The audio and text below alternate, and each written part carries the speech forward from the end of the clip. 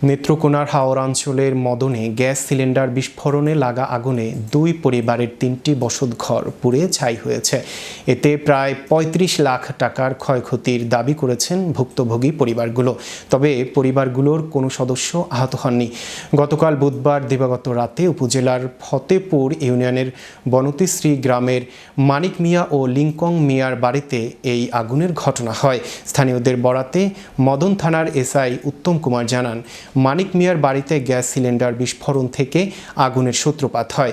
পরে পাশের বাড়ি লিংকং মিয়ার বাড়িতে আগুন ছড়িয়ে পড়ে।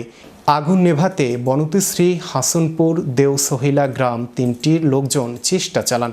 হাওরপাড়ের গ্রামটির সাথে যোগাযোগ ব্যবস্থা ভালো না থাকায় দমকল বাহিনীর লোকজন প্রায় ১.৫ ঘন্টা পর ঘটনাস্থলে পৌঁছে স্থানীয়দের সহায়তায় আগুন নিয়ন্ত্রণে আনেন।